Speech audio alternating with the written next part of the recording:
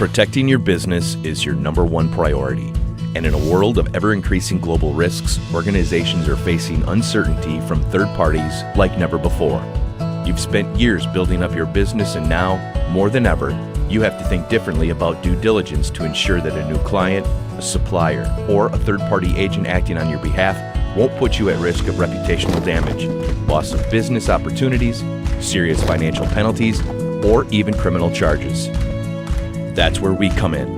Lexis Diligence helps mitigate risks, protects your reputation, and ensures regulatory requirements are met, helping your business reduce penalties and continue to grow through efficient, flexible, and cost-effective due diligence. From the convenience of a single interface, you can access over 26,000 global news sources, 1,000 plus sanctions and watch lists, and more than 1 million PEPs.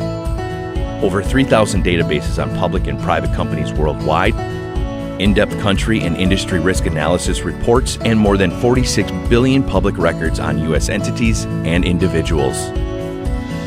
Lexis Diligence empowers your due diligence process, allowing you to set up alerts for ongoing monitoring of critical third parties and to generate auditable due diligence reports to mitigate supplier and anti-bribery and corruption compliance risk more effectively. Dig deeper into your due diligence process with LexisNexis.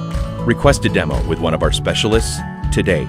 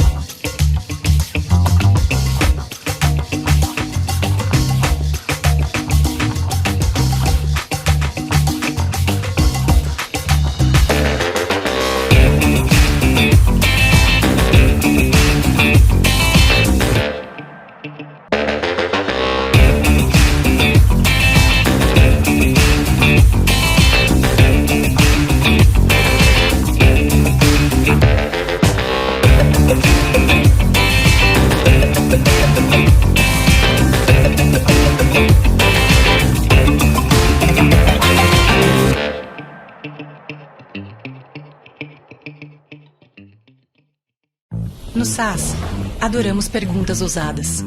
Perguntas que provocam e parecem impossíveis. As respostas estão esperando para serem descobertas. Porque a última fronteira não está no espaço, está nos dados. E com as perguntas e as análises certas, os dados podem fazer coisas incríveis. Como tornar o mundo mais seguro, mais rápido, mais saudável e mais gentil. Só precisamos perguntar aos dados, analisá-los, moldá-los e usá-los de um jeito mais inteligente para todos, em qualquer lugar. Com o SAS, você pode transformar dados em respostas e fazer as perguntas que fazem o mundo avançar. SAS. Curiosity Forever.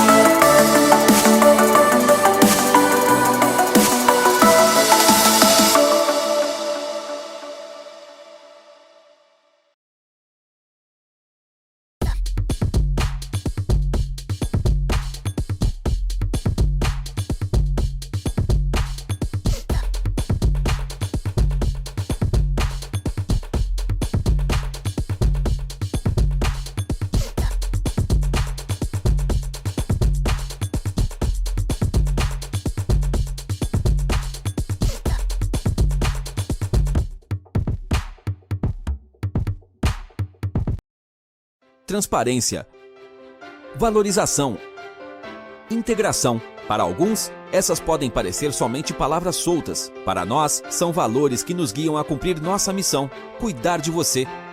Muito prazer, nós somos a Unimed FESP. Hoje são cerca de 500 mil beneficiários. Mais de 700 colaboradores prontos para te atender. Unimed FESP, cuidar de você, esse é o plano.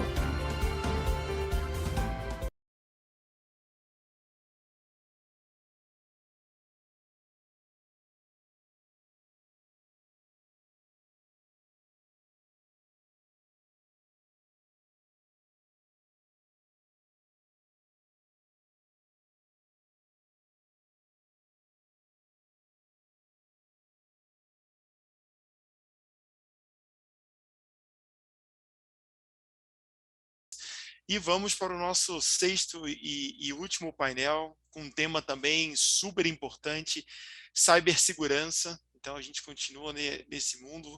Vamos seguir aqui. Quem vai coordenar os trabalhos desse painel será a Morgana Casagrande, que é sócia fundadora da Global Ethics, advogada e administradora especializada em compliance e proteção de dados, com mais de 15 anos de experiência no mercado financeiro. Possui certificação pela SCCE, como Compliance e Ethics Professional International. Membro fundadora e presidente do Conselho Deliberativo do Instituto Compliance Rio, IC-Rio. Professora do curso de extensão Compliance Master da PUC-Rio. Doutora Morgana, queria passar aqui a palavra para você poder conduzir da melhor forma possível o nosso painel e agradecer mais uma vez vocês terem aceito o nosso convite. Obrigado, a palavra é toda sua, Morgana. Muito obrigado, Márcio, pela apresentação. Eu só queria, antes de começar, registrar aqui que foi um prazer trabalhar com o Dr. Bernardo lá no Estado, né? Foi realmente uma experiência sensacional.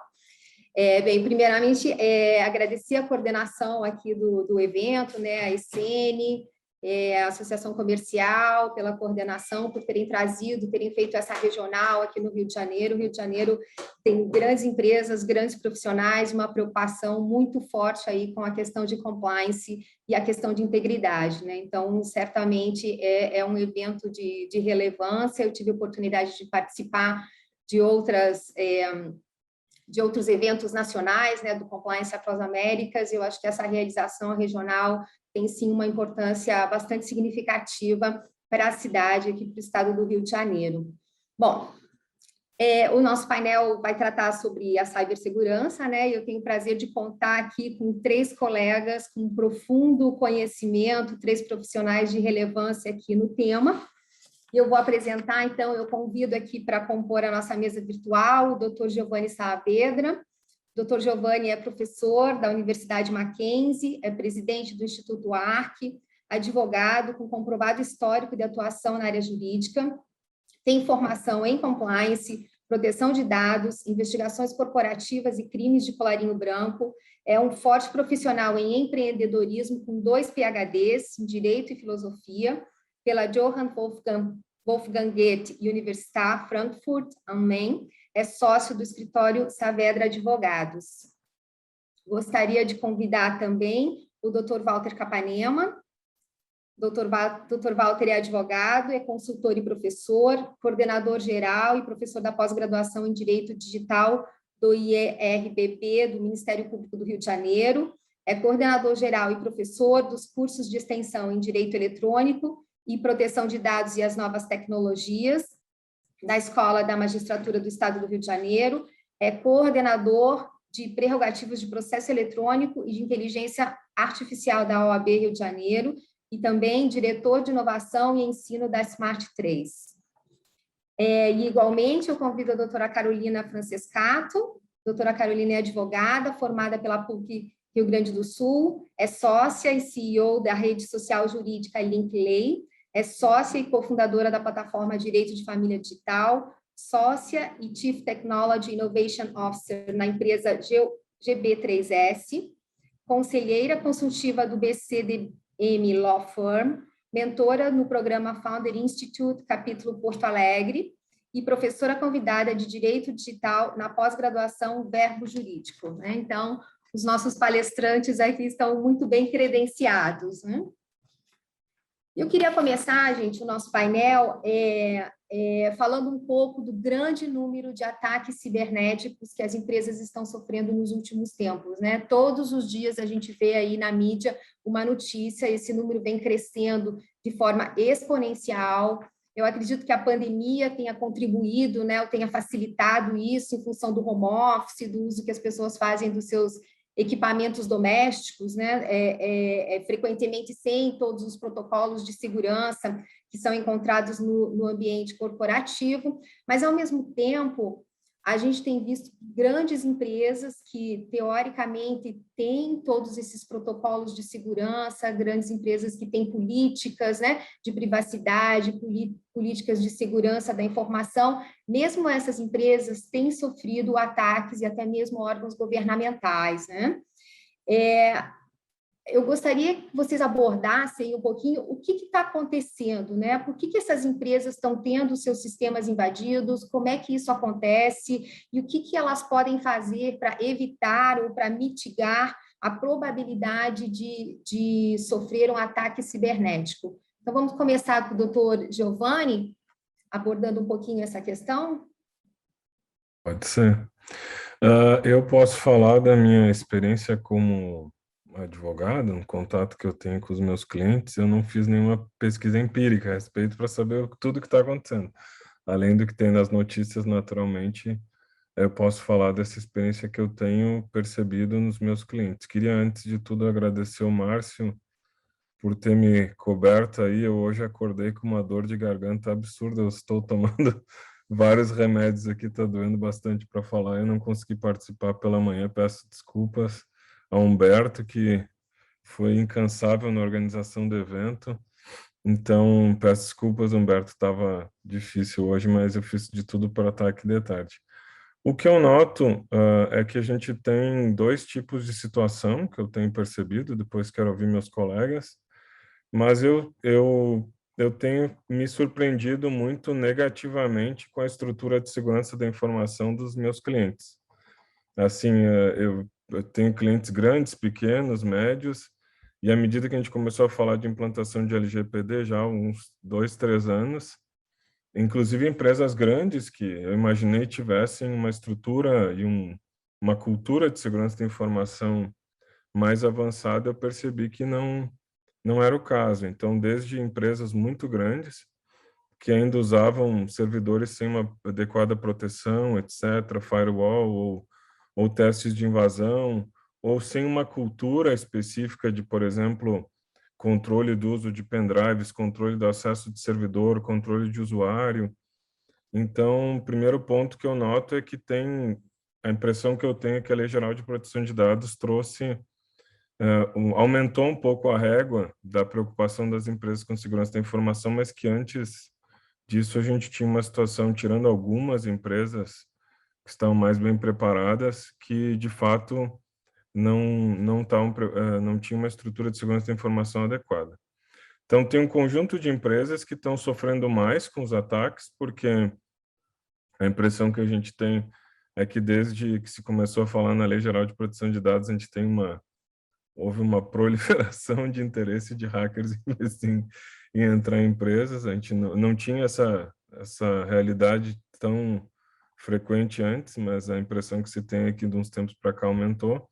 E a gente nota que esses ataques não atacam só empresas grandes, mas também empresas pequenas. Eu tenho empresas com porte pequeno, 10 funcionários, 2 milhões por ano, que sofreram ataques com vírus, né? Que o funcionário clica no vírus, aí criptografa o banco de dados, fica, né, o arquivinho de texto pedindo dinheiro, senão eles vão fazer vazamento de dados, etc. Desde essa situação mais simples até empresas muito grandes que tiveram, de fato, invasão de uma maneira mais estruturada, né, que houve um vazamento mesmo, e aí não tanto pela falta de estrutura, mas mais pela agressividade, digamos assim, do hacker. Então, o que me parece importante é que a gente precisa adotar, né, tem a ISO, tem as ISO de segurança da informação, temos métricas muito bem delineadas já no mercado, e essa parte específica de TI é muito importante, mas a gente sabe também por estudos empíricos que grande parte desses ataques são bem-sucedidos por falha humana. Então, eu noto também que um treinamento interno, às vezes simplesmente dizer para os funcionários, pessoal, o Ministério Público não manda e-mail, né? Eles não precisam mandar e-mail para entrar na sua casa, eles pedem para o juiz, fazem busca e apreensão. A polícia também não, então não é para clicar em tudo que aparece, né? O e-mail não manda em vocês, desde uma coisa simples assim até um treinamento mais adequado, porque às vezes as pessoas não têm conhecimento de fraude, né? E acabam trazendo um risco para a empresa. Um último elemento que eu queria falar, estou falando demais aqui, é cuidar um pouquinho a estrutura de acesso remoto dos servidores, etc. Tem empresas que trabalhavam com softwares que exigiam ainda aquele tipo de estrutura de servidor de máquina virtual, né? Que os funcionários em casa acabavam acessando a máquina como se estivessem no próprio escritório. Esse tipo de estrutura gera uma vulnerabilidade muito, muito grande. Então, às vezes, para não mudar o software que eles estão trabalhando há tanto tempo, a empresa acaba aceitando uma vulnerabilidade alta de segurança, né? Então, ter o cuidado de entrar em contato com as nossas empresas. A gente fez isso com o cliente e disse, olha, vocês têm que falar com eles, porque tem que mudar para uma estrutura de acesso VPN mais segura, porque senão, no caso específico, todos os funcionários ainda tinham usuário administrador, então foi um caos, né? Então, a gente precisa garantir que essas estruturas de TI estão de acordo com o risco que a gente tem hoje. Mas, desculpa, eu falei demais, não queria tomar conta aqui da pergunta. Mas obrigado, Morgana, pela pergunta, obrigado pelos... Queria cumprimentar os colegas, também a Caroline, que é conterrânea, né? Moro em São Paulo, mas sou gaúcho, e o Walter Capanema. Bom evento para nós. Obrigada, Giovanni. Doutor Walter, gostaria de complementar, de acrescentar informações. Como é que o senhor tem visto essa questão de vulnerabilidade das empresas? O que as empresas podem fazer para reforçar a segurança? Bem, boa tarde a todos. Eu quero aqui saudar todos os nossos colegas, todos aqui, todos os presentes. Uma grande alegria estar aqui com vocês. E falar desse tema aqui tão importante, eu acho fundamental. E falando sobre isso, quero aqui saudar meu querido amigo Humberto, aqui presente conosco, falar sobre essa questão da segurança e essa questão envolvendo a Lei Geral de Proteção de Dados, eu acho que é fundamental nesse momento que nós estamos vivendo, né? Afinal de contas, nós estamos vivendo num momento bem complexo e bem interessante. O que eu acho importante da gente falar aqui com vocês diz respeito ao seguinte, eu não sei dizer se nós estamos vivendo numa situação em que há efetivamente maiores incidentes ou se esses incidentes estão ficando publicizados, estão sendo mais divulgados agora por causa da LGPD. Afinal de contas, nós temos na LGPD um dever de transparência. Mas o que eu vejo aqui como importante é que, sem dúvida nenhuma, houve uma quantidade muito grande, né? Houve um aumento muito grande dos chamados golpes que envolvem um incidente chamado de ransomware, né? Que é um programa malicioso em que um desavisado clica e esse programa ele criptografa todo o conteúdo, todos os dados que estão naquele sistema. Então, nós já tivemos alguns problemas como esse, eu acho que aqui no Brasil eles estão sendo documentados desde 2016, né? Alguns no Distrito Federal, em São Paulo. Ano passado nós tivemos alguns acidentes muito rumorosos no STJ, que ficou fora do ar há alguns dias. Algumas empresas aqui no Brasil também tiveram esse problema, e eu até me filio aqui ao que o Giovanni falou muito bem, no sentido de que a segurança da informação ela não é uma bala de prata, você não tem uma única solução, né? Ou seja, você investir em programas de computador, em hardware, né? Eu diria que talvez a parte mais crítica, mais importante, diz respeito justamente a um treinamento de segurança da informação, uma grande cultura, eu diria mais do que um treinamento, uma grande cultura de segurança da informação top-down, da diretoria da empresa, para todos os seus empregados e colaboradores, no sentido de terem comportamentos adequados à segurança da informação. E eu vejo que a LGPD tem muito a ver com isso, afinal de contas, a LGPD estabelece um dever para aquele que decide como os dados vão ser tratados e aqueles que efetivamente tratam esses dados, um dever de segurança da informação. E até interessante, quando a Morgana fez a pergunta, ela utilizou o verbo mitigar, né? Mitigar a vulnerabilidade, mitigar problema. E eu vejo que o verbo é justamente esse. Não tem como você garantir com 100% de precisão uma evitação.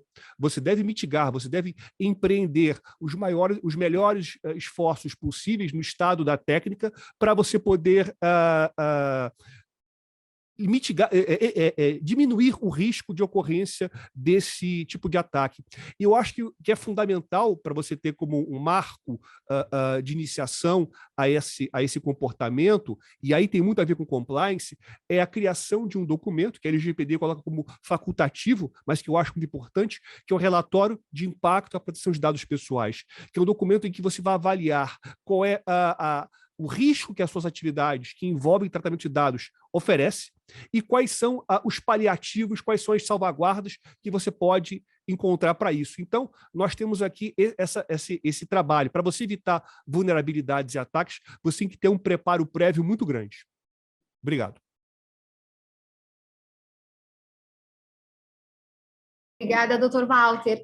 Eu vejo aqui que a questão da segurança de informação, na verdade, esse programa ele é de todos, né? Acho que enquanto a empresa inteira não estiver conscientizada de que é responsabilidade de todos zelar pela segurança da informação da própria empresa, isso nunca vai ser efetivo, né? Por mais que se invista recursos financeiros em sistemas de ponta, em tecnologias, em TI, em equipamentos de software, equipamentos de detecção e tudo mais, enquanto não houver realmente uma conscientização maior de todos os funcionários, e isso se faz com treinamento contínuo, né, com o exemplo da alta direção, da mesma forma que nos programas de integridade, né, tem que ter o exemplo de cima, vai ficar muito difícil a gente combater esse mal aí que está atacando as empresas, como o professor Walter mencionou, não sei se é só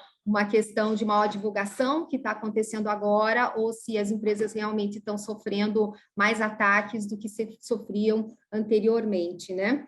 E aí uma coisa que a gente vê é que, assim, os hackers também estão evoluindo muito, né? Então, a gente tinha questões...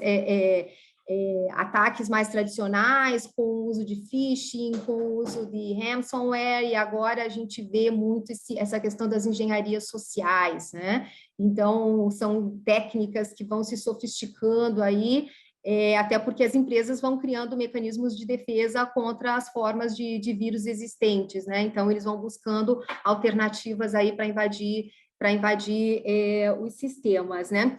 Doutora Caroline, como é que você vê essa questão das engenharias sociais e como é que isso está afetando no dia a dia das empresas?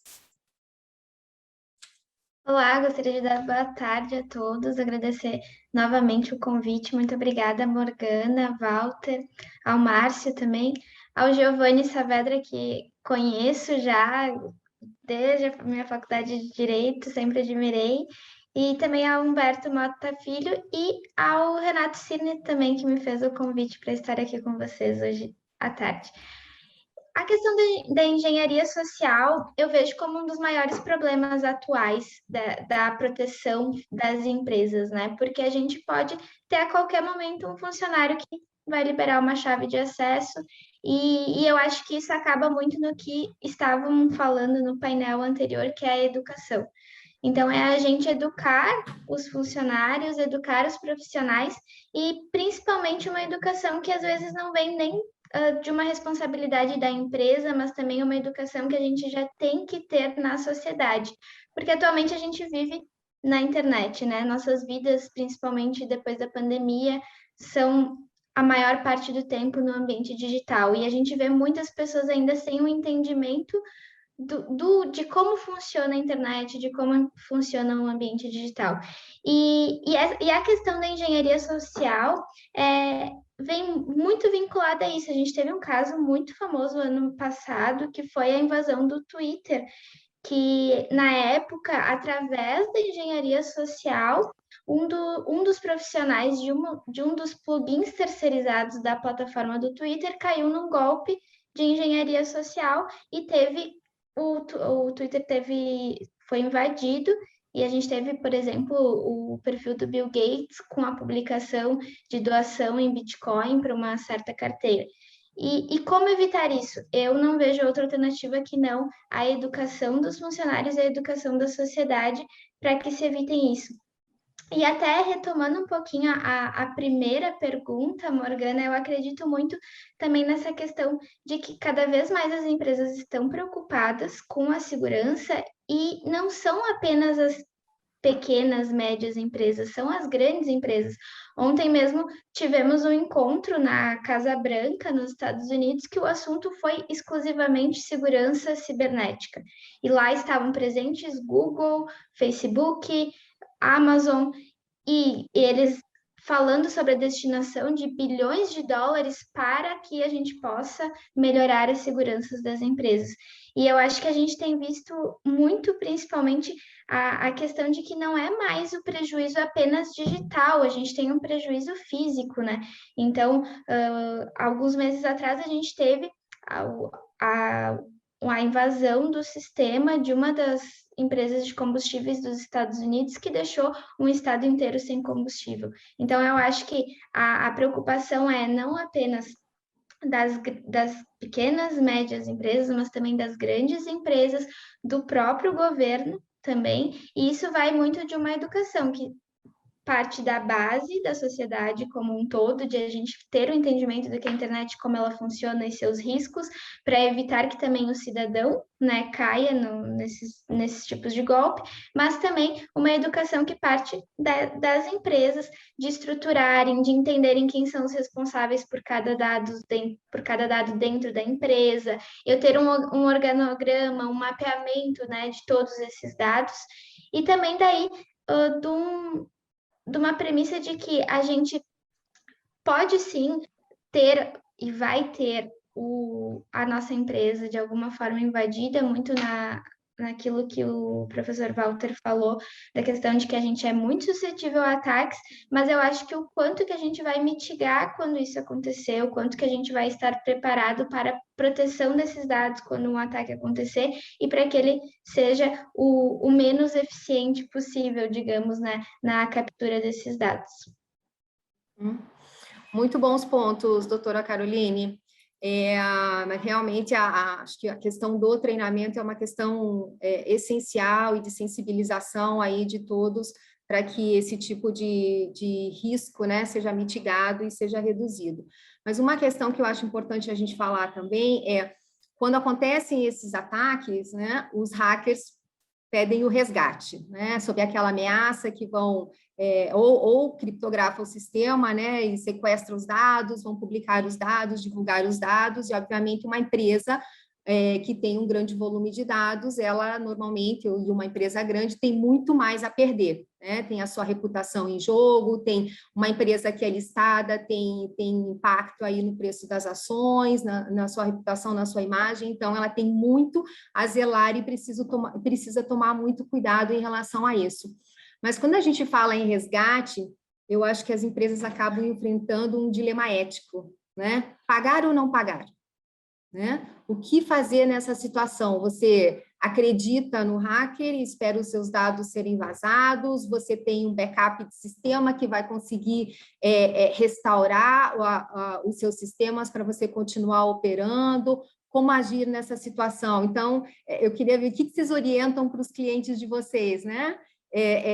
Depende da situação, avalia que tipo de plano de contingência que a empresa tem, se existe um gerenciamento, um planejamento para gerenciar essa crise, como é que as empresas devem agir numa situação em que tem os seus dados criptografados, né, estão sofrendo ameaça, tem muita coisa em jogo, qual é a orientação, né? E tem esse dilema ético, né? O que fazer? Como é que vocês orientam os clientes de vocês? Aí quem gostaria de falar, fica aberto. Posso começar? Já que o pessoal... Vou começar então.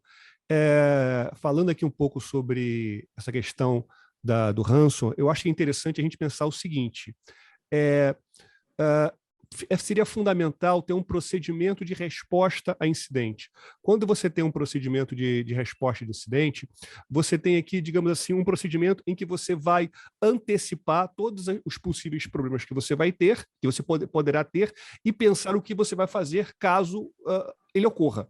Então, aconteceu um incidente de segurança, aconteceu um vazamento, aconteceu um ransom. O que eu devo fazer? Qual é a resposta? Eu acho que é muito interessante as empresas mesmo, elas começarem justamente a ter um trabalho, até mesmo fazer testes especificamente a esse respeito, né? Fazendo testes, simulações envolvendo essa questão. E aí, quando você fala a respeito do ransom, né, do dilema ético, eu acho que você tem um dilema ético e um dilema técnico criminal. Do ponto de vista ético, é muito complicado você pagar uma quantia ilícita. Qual vai ser o fundamento para tanto? Onde você vai encontrar um fundamento jurídico para tanto? Né? Se você tiver que colocar aquele pagamento adequado a alguma norma de compliance, como é que você vai fazer isso? Então, você já teria esse problema. E ainda do ponto de vista técnico-criminal, eu acho que talvez seja um problema ainda maior, porque o FBI, as grandes agências de segurança do mundo, elas, inclusive, recomendam que você não pague o resgate, porque quando você paga o resgate, você não tem certeza se efetivamente aquele criminoso ele vai lhe dar a chave que justamente recupera o seu acesso aos seus dados. E é interessante dizer que alguns desses ransoms que surgiram no leste europeu, eles eram tão maliciosos, inclusive que as pessoas que criavam esses programas nem se davam trabalho de criar uma chave de segurança. Era como se eles criavam uma tranca que não tinha a chave para quebrar. Então, eu acho que isso é muito complicado. Então, a primeira coisa, você tem que ter um procedimento de resposta a incidente, e eu vejo que o ransomware, ele surge muito de uma situação de uma empresa que ela não tem uma cultura de segurança da informação, no sentido de ter preocupação com o que você vai clicar, quando você vai clicar, onde você pode clicar, onde os dados vão ficar disponíveis. Há uma cultura também de não ter sistemas e dados atualizados, de não ter também uma cultura de backup, porque uma coisa, se você tem um backup e de repente tem um computador que foi comprometido, muitas vezes o que você faz? Você fica triste, formata e recupera tudo. Mas se você não tem backup, aí que você se torna ainda mais vulnerável. E eu acho que, infelizmente, no Brasil, as empresas são muito vulneráveis porque elas não têm a devida preocupação com segurança. Mas acho que o planejamento prévio, né, é essencial para a empresa saber como lidar com a situação, né? Desculpa, doutor Giovanni, quer complementar? Sim, posso complementar. Não sei se a Caroline quer falar, mas eu não vi se alguém tinha levantado a mão antes.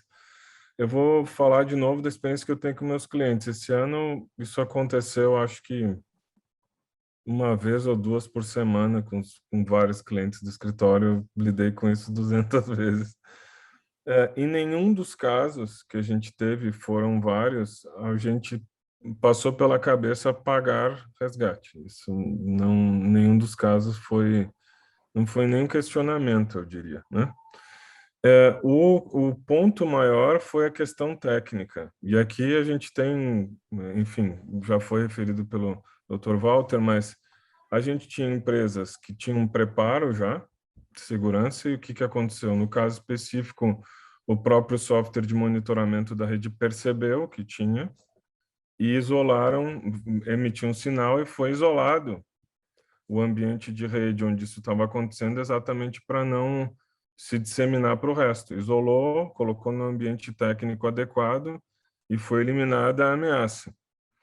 Então, se conseguiu que não fosse todo o banco criptografado, foi só uma parte que não era relevante, e assim por diante. Então, o primeiro ponto é como o Dr. Walter falou, se eu tiver uma área de TI preparada e políticas adequadas para esse tipo de situação, com procedimentos e softwares adequados para isso, eu tenho no meu escritório alguns, eu não vou dar nome de software porque eu não faço propaganda, não tenho nenhuma relação com as empresas, mas são softwares focados nesse aspecto. Então, uma coisa é, a gente precisa ter um preparo para minimizar o risco. A outra coisa é o que acontece? O banco de dados é criptografado.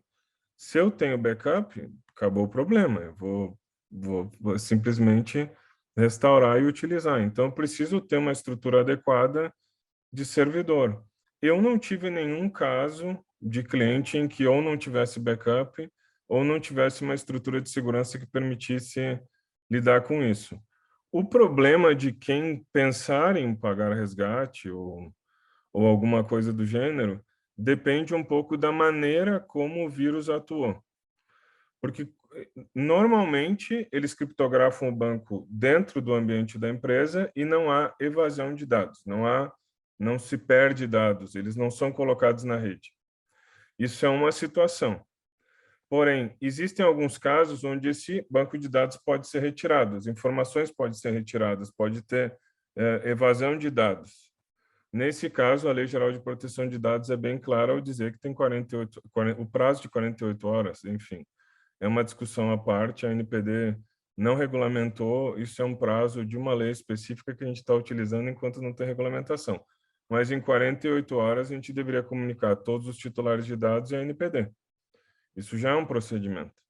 Então, a gente tem que imaginar aqui que eu não posso simplesmente pagar um valor e correr o risco desse banco de dados continuar na posse de um terceiro, que tem a chave para descriptografar os dados. Isso a lei não permite. Eu não posso resolver o meu problema e deixar os titulares de dados ainda com os seus dados em posse de terceiros. Então, eu digo que do ponto de vista técnico, jurídico e ético, pagar resgate, eu não vejo nenhum lado onde isso se justifique. Quando fica no próprio banco de dados e não tem evasão, pagar o resgate só para ter a chave do servidor normalmente nem se justifica, porque a gente normalmente tem backup de tudo. Então, enfim, não sei se eu gerei mais confusão do que explicações para resposta, mas é que é um assunto um pouquinho que tem que ver caso a caso, né? Eu queria complementar um pouco a fala do professor Giovanni, que eu concordo 100%, e eu acho que é uma questão muito de custo-benefício, né? Porque se a gente não tem o vazamento de dados, mas a gente não consegue fazer a atuação da empresa, a gente vê a nossa atividade da empresa bloqueada por causa dessa invasão, então eu acho que a gente já começa a avaliar, né? A gente teve um caso muito famoso esse ano, que foi a questão do Tribunal de Justiça do Estado do Rio Grande do Sul, que muitos cidadãos ficaram sem poder acessar os seus processos por causa, né, da não existência até existia um backup, mas não um backup de fácil acesso, e principalmente que levou alguns dados ficaram perdidos, né? Então, nesse caso, talvez fosse uma medida que a gente pudesse pensar em pagar um resgate para não ter tantas vidas, principalmente direitos de pessoas pausados por causa de um ataque cibernético. Mas eu acho que é muito uma questão de custo-benefício que, com certeza, na maioria dos casos, é evitar pagar, né? E tentar mitigar de algumas outras formas, principalmente fazendo a prevenção e estudando como que eu vou atuar quando eu sofrer um ataque, né? E como que eu vou fazer para subir esse banco de dados, como que eu vou proteger ao máximo o banco de dados para não haver perda e principalmente para que eu consiga manter as minhas atividades.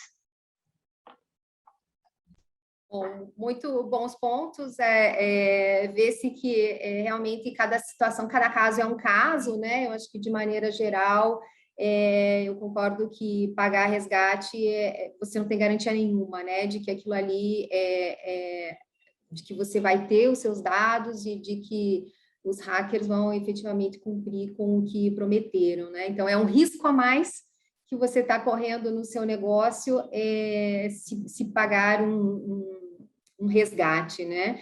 E uma outra questão que acho importante a gente destacar também é o momento em que a empresa decide fazer a divulgação daquela invasão, né? A LGPD exige que isso seja feito, né? Você tem os prazos legais que têm que ser observados, mas a gente tem exemplos aí que vieram a público, né, de empresas que demoraram demais para fazer essa comunicação ao mercado e acabaram sofrendo aí um impacto bastante significativo em sua, não só na sua imagem, mas também no lado financeiro, né? Tem uma situação bem conhecida aí da Travelex, né, de uns 2 anos atrás, que teve os dados dos seus clientes, né, vazados na Europa. Isso foi numa virada de ano e demorou muito tempo para a empresa fazer a sua investigação interna, bloquear, né, o problema e divulgar isso para as pessoas, né? Então, isso teve uma repercussão seríssima na empresa, que acabou aí entrando em processo de falência, em processo de concordata, né? Então, eu acho que esse timing de fazer a divulgação, eu acho que esse procedimento, né, toda esses requisitos da própria LGPD, no sentido de determinar os passos, né, os processos e o momento em que as coisas devem ser feitas, ele não é à toa, né? Então, as empresas realmente precisam atentar para isso e seguir esse beabá para que possam lidar aí melhor com qualquer situação de crise que venham a enfrentar, né? E aí, falando em LGPD, gente, esse mês entraram as sanções, né? Vocês viram alguma modificação, alguma movimentação diferente aí no mercado em função da entrada em vigor das sanções administrativas? Ou as empresas que estavam preocupadas com a LGPD antes disso continuam preocupadas? Quem não estava não mudou absolutamente nada? Como é que vocês têm visto isso no mercado? Doutor Giovanni, vou começar com o senhor de novo. Olha, meu telefone em agosto não parava de tocar, porque o gozado é que muitas empresas associaram agosto com a entrada em vigor da lei. Eu não sei por quê, mas eu falei com alguns conselhos de administração, eles perguntavam, fiquei sabendo que vai entrar em vigor agora em agosto. Eu disse, não, já entrou em vigor. Não, mas a Autoridade Nacional de Proteção de Dados, quando é que ela vai ser instituída? O pessoal já tem até site, já tem normativa, já tem inclusive atos e já tem inclusive plano assim, relatório semestrais de atividades bem complexas. Eles não acreditavam, eu tinha que botar o link e compartilhar a página da NPD, porque eles estavam achando que era uma coisa para depois. Então, eu acho que agora... Sim, tem empresas que já estavam preocupadas antes, mas no meu contexto aqui, São Paulo, Espírito Santo, Rio Grande do Sul, Brasília, enfim, os estados que eu atuo mais, eu tenho notado assim que especialmente empresas de médio, pequeno, até grande porte estão começando, tem muitas que estão começando agora. É assustador, assim, fiz ontem 3 reuniões, ontem 4, se todo mundo quer fazer orçamento, etc., porque estão se dando conta que acho que é relevante o assunto. Então, eu estou surpreso com ainda a tranquilidade que algumas empresas estão lidando com o tema. Mas tem uma procura muito grande, pelo menos, de novo, eu não fiz nenhuma análise empírica, mas a julgar pela procura no nosso escritório por orçamentos, etc., que aumentou muito em agosto, eu acho que pode ser uma tendência. Doutora Caroline? Eu também tenho acompanhado bastante o movimento e a gente tem visto que uma boa parte ainda das empresas realmente foram se preocupar agora com essa questão. Eu tenho analisado bastante algumas empresas do setor público que não estão preparadas. Assim, a gente olha o site, não tem o DPO, não está claro a questão dos dados, não estão ainda preocupadas em tentar evitar pegar muitos dados, né? Porque a gente, na política da LGPD, quanto menos dados a gente tiver do nosso cliente, só apenas os dados essenciais, melhor. E as empresas ainda não entenderam, né? Não estão vendo com essa preocupação. Eu acho que talvez isso vá começar a chegar mais quando chegar no consumidor, né? Então, quando o consumidor entender o quanto também esse dado é importante e o quanto que ele precisa cobrar essa atenção das empresas. E até na outra semana, usando de exemplo, eu fui num consultório médico e eles me perguntaram muitos dados, como o nome da minha mãe, meu pai. Então, qual a necessidade disso, as empresas, não só as grandes empresas, mas as pequenas e médias e os negócios pequenos, precisam começar a se preocupar. Por que eu vou pegar esse dado? Se é um dado que eu vou ter responsabilidade de armazenar, de cuidar. Então, eu acho que, nesse sentido, a gente começou a ver, mas muito pouco. Eu realmente já esperava que a preocupação fosse um pouco maior das empresas. Doutor Walter, quer acrescentar alguma coisa? Pegando um gancho no que a Caroline e o Giovanni falaram, eu vejo o seguinte: realmente as pessoas estão achando que a LGPD surgiu agora, apareceu agora. E eu arriscaria dizer, meus colegas, por favor, me corrijam se eu estiver errado, eu diria que a grande maioria das empresas brasileiras e dos órgãos públicos não estão, nem começaram a se adequar à LGPD. Eu diria que a grande maioria, se a gente for pegar, por exemplo, dentro de um parâmetro como os tribunais de justiça, eu diria que pouquíssimos, acho que não chegam a 10 tribunais que já estão numa etapa de implementação avançada da LGPD. Para você ter ideia, o CNJ ele lançou esse ano uma norma para que os tribunais se adequem à LGPD, ou seja, muito tempo depois. Né? Aí você pensa, como é que o Poder Judiciário, que não está adequado à LGPD, vai poder punir a minha empresa por não estar adequada à LGPD numa hipotética ação judicial? Então, realmente fica muito complicado esse respeito. E eu diria, e me permita ser um pouco provocador, eu acho que no atual estado que nós estamos vivendo, seria impossível alguém estar 100% adequado à LGPD. Por quê? Porque há uma quantidade considerável de normas da LGPD que necessitam de complementação e de regulamentação pela autoridade. Até o Giovanni mencionou a questão do prazo para notificação de incidente. Então, tem muitas questões, muitos deveres das empresas, muitos direitos dos titulares que demandam ainda de uma correta regulamentação da NPD. E sem eles, a lei ainda, a gente pode dizer que o nosso compliance não é integral. Então, tem um grande desafio por aí. Certo. Eu acho que, infelizmente, no Brasil, a gente ainda, enquanto não tiver sanção, né, é difícil as empresas, né, se movimentarem para se adequarem à legislação. Né? Essa cultura realmente precisa de uma nova visão para que você trabalhe no sentido de prevenção mesmo, né, e de pensar nas consequências da lei, ao invés de só reagir a ela. Né? Então, acho que precisa realmente uma nova visão sobre todo esse espectro, né?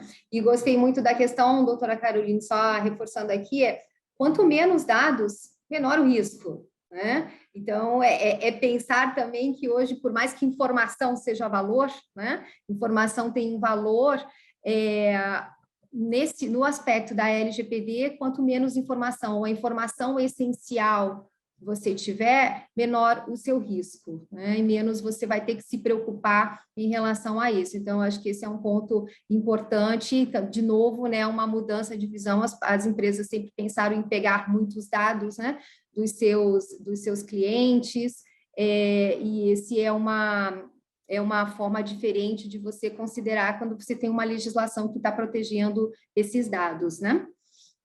Bom, a gente tem uma pergunta aqui no chat. Pergunta da Silvana, obrigada pela participação, André, e a Silvana perguntando, no caso, quando falamos aí da questão de sequestro, né, de dados, como garantir que os sequestradores não fizeram cópia e de se tornar um eterno sequestro, né? Acho que isso já foi parcialmente respondido aí ao longo das conversas, não sei se alguém ainda gostaria de colocar alguma observação nesse sentido, na pergunta da Silvana. Não, é só aquilo que talvez eu falei muito en passant, quer dizer, hoje com a NPD, o que a pessoa tem que se perguntar é se ela pagou um resgate, ela não resolveu o problema dela de proteção de dados. Exatamente por isso, eu tenho que avaliar o sequestrador, ele tem um backup, ele tirou isso do meu ambiente, ele continua tendo acesso, como é que eu vou justificar isso para a NPD depois?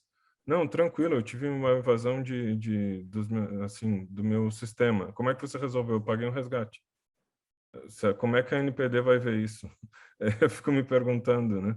Então, esse é um ponto... Ah, mas e depois? Quais foram as medidas? O que que você fez? Você avisou os titulares de dados? Ah, eu não sabia quem são, porque estava criptografado. Sim, mas... E agora, está com eles? Então, o que eu acho que a gente tem que pensar é isso. As pessoas... Não sei se todo mundo se deu conta que ter NPD e Ministério Público, etc., no jogo, muda tudo. Não é uma coisa que você está lá, fica quietinho e não acontece nada, né? Então, a questão de pagar o resgate eu acho bem complicado em vários aspectos. Então, por isso que eu nunca aconselho meus clientes, né?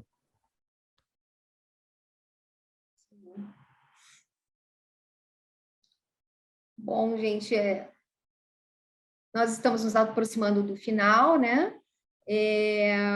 Eu vou passar a palavra, então, para vocês fazerem as considerações finais. Vamos começar com a doutora Caroline, então. Algum ponto relevante que gostaria de destacar? Eu gostaria de agradecer o convite e a todos os painelistas, Morgana, Walter e Giovanni, que estiveram comigo. E eu acho que o ponto mais importante a ressaltar aqui são as medidas de prevenção, a gente realmente estruturar medidas de contenção, porque os ataques, sendo eles mais voltados para a parte tecnológica ou de engenharia social, vão acontecer, grandes empresas são vítimas disso todos os dias, mas eu acho que o que é importante é ter um plano de conduta para na hora que vier a acontecer, para que menos dados sejam atingidos, menos prejuízos sejam expostos pela empresa e que na hora ali a gente saiba conduzir e de alguma forma ter, digamos assim, a contenção, né, dos prejuízos. Então, eu acho que é mais nesse sentido a gente trabalhar com as possibilidades de segurança e de prevenção desses ataques. Eu agradeço novamente ao convite e acredito que é um assunto que a gente tem que falar, temos que produzir conteúdo, temos que educar cada vez mais as pessoas, e quando a gente fala também em educação, como eu falei anteriormente, eu acredito muito também nessa educação além, né, de quando a gente for adulto, eu acredito muito nessa educação básica já das crianças, porque é o mundo que a gente vai viver daqui para frente mais e mais, é o mundo digital, né? Então, é essencial que a gente fale sobre o assunto. E muito obrigada pela oportunidade. Obrigada, doutora Caroline. Doutor Walter? Eu quero só agradecer, foi um grande prazer. Quero agradecer aqui meu querido amigo Humberto pelo convite, pelo aprendizado que eu tive com a Morgana, com o Giovanni, com a Caroline, que foi muito bom ter essas visões. E se eu pudesse aqui deixar duas dicas finais, primeira delas, ter um plano de resposta a incidente, em que você vai procurar antecipar os problemas, né? Quais são os seus riscos, o que você pode fazer, monitorar esse risco. E, por último, aconteceu o incidente, o que você deve fazer? Você vai informar a autoridade, você vai ativar um backup, um servidor reserva, então é importante você ter esse plano. E outro, você tenha um cuidado com a educação dos seus empregados, dos seus colaboradores, da empresa. O exemplo sempre vem de cima. Se você não tem uma autoridade de topo na sua empresa que tem um comportamento de segurança, de nada adianta treinamento. Então, o exemplo vem sempre de cima. Eu só quero, então, agradecer vocês pelo carinho e pela paciência. Obrigada, paciência doutor comigo. Walter. Oi? Paciência comigo, com meus colegas não. Vocês tiveram muita paciência comigo. Muito obrigada, doutor Giovanni. Não, só agradecer, foi ótimo. Parabenizar a Caroline, o Walter e você, Morgana, pelo excelente debate e que seja o primeiro de muitos. Pessoal, então, muito obrigada a todos pela participação. Esse tema, eu acho que é um tema que está muito em discussão e um tema que precisa ainda ser explorado, né? A gente falou muito aqui sobre a questão de conscientização, né? Como uma palavra-chave mesmo nesse processo todo, e uma mudança de postura, né? De todos, das empresas e das pessoas também, né? Então, acho que tem um longo caminho pela frente, mas eu acho que a norma está aí, né? Cabe a gente fazer cumprir, né? E sensibilizar aí as empresas e todo mundo da importância desse tema para a nossa própria proteção, né? A gente não olha só para as nossas empresas, mas nós, como, às vezes, dirigentes de empresas, também podemos sofrer esse tipo de ataque, né? E aí sermos prejudicados aí nas nossas atividades. Então, é um tema bastante relevante mesmo, e a gente precisa continuar essa discussão. Muito parabéns aí pela organização por ter trazido esse tema, né, para debate, dentre os temas que foram apresentados aqui, foi muito bem escolhido. Então, agradeço a participação aqui dos painelistas, doutor Giovanni, doutor Walter, doutora Caroline, e agradeço de novo a coordenação, na pessoa aí do doutor Humberto, o Márcio, né, pela organização do evento. E aí, Márcio, devolvo para você. Muito obrigada. Muito obrigado, Morgana, Caroline, Giovanni e Walter também pelo esse painel aí, sempre muito rico. Fechamos, eu acho que, o evento aqui com chave de ouro. Mas antes de eu fazer os recados finais, eu queria passar a palavra antes para o doutor Giovanni, só fazer as considerações dele de encerramento do nosso congresso aqui com a gente. Doutor Giovanni, se você puder dar algumas palavras para a gente, será sempre bem-vindo. Não consegui falar no início, né, na abertura. Queria agradecer ao Humberto pela parceria. A gente, quando ampliou o Congresso Compliance Across Americas lá atrás, que eu trouxe essa franquia internacional para cá, foi um projeto bem grande. A gente conheceu o Humberto e o Renato também, mas desde então a gente começou a fazer um evento no Rio. Surgiu até algumas ideias de fazer um grande evento lá no Rio mesmo. Estamos com vários projetos, né? Então, queria agradecer muito, Humberto, a parceria. A gente tem, né, você tem contribuído muito para a gente difundir a integridade, etc., não só no Rio de Janeiro, mas tem sido um parceiro em várias iniciativas. Então, queria lhe agradecer meu querido amigo Márcio, com quem agora a gente está trabalhando juntos, né, com a nossa equipe, mas é uma alegria ter um colega com a sua qualidade aí para a gente tocar esse projeto, porque lá atrás, quando eu idealizei essa rede de eventos, etc., eu nunca imaginei que a gente ia chegar tão longe, e com certeza a gente chegou por causa dos colegas e amigos como Humberto e uma equipe qualificada como a que agora você está me ajudando a liderar aqui na ESN.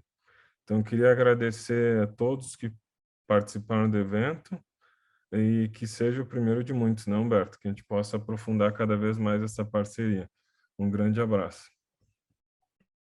Obrigado, doutor Giovanni, pelas suas palavras, considerações. Sentimos falta hoje de você pela manhã, mas a gente sabe do motivo de saúde, e agradecemos ter, pelo menos, conseguido guardar energias para vir aqui no final, participar do último painel e também fazer o encerramento do evento. Muito obrigado mesmo pela parceria e por toda essa idealização do projeto, né, que não foi de hoje, né, Giovanni? Eu falei lá no início, são alguns anos trabalhando para conseguir colocar isso tudo e difundir a integridade, compliance, por Brasil afora, né? E como eu disse no início, não só Brasil, né? Compliance Across Americas é Brasil, é Américas, e já temos painéis confirmados da Europa também. Então, é bem internacional. Então, parabéns por toda essa idealização e construção desses congressos. Eu queria passar também a palavra ao meu amigo Humberto, que me ajudou bastante na construção, na temática, buscar os speakers. Então, mais uma vez, eu quero agradecer a você por essa parceria e passar a palavra mais uma vez para você poder fazer o encerramento.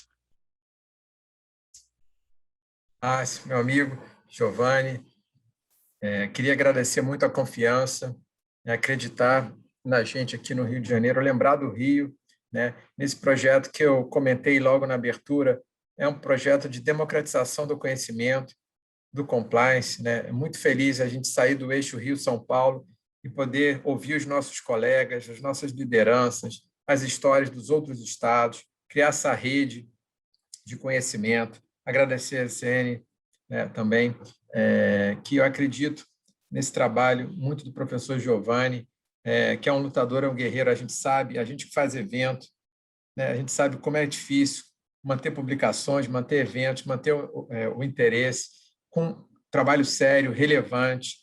Então, conte conosco aqui com essa parceria, ficamos muito gratos, podemos participar lá no Compliance Across America, também publicar o e-book. Então, é uma forma da gente divulgar também o nosso trabalho aqui. Conte conosco para futuras parcerias e só desejar melhoras aí, que a Voz volte com toda a força, 100%. Um grande abraço a todos, agradecer aos patrocinadores, Márcio, doutor Giovanni. Até a próxima. Pessoal, muito obrigado. Obrigado, plateia. E temos o último recado. Obrigado, patrocinadores, apoiadores, vocês, plateia, e nos encontramos no dia 9 de setembro no Compliance Across Regional Mato Grosso. Também vai ser no mesmo formato, online, na página da ESN. Acompanhe a gente no canal Compliance, ccompliance.com.br. Lá vocês vão ter todo o nosso calendário de eventos e já pode deixar a sua agenda toda programada daqui até o final do ano. Tem bastante evento, vai até o dia 25 de novembro, se não me falha a memória, quando a gente encerra o ciclo desse ano e já estamos pensando em 22. E, Humberto, haverá no Rio sim, tá? Não sei se presencial, se vai ser online, a gente não sabe ainda, está muito distante, mas com certeza teremos edição Compliance Across Regional Rio no ano que vem. Vamos trabalhar em conjunto para a gente não perder essa força que a gente tem no estado. Eu nasci lá, então também não posso deixar essa peteca cair. Então, junto com todos vocês. Pessoal, um abraço, uma boa noite a todos. Tchau, tchau. Até a próxima. Até o dia 9 de setembro. Tchau, tchau.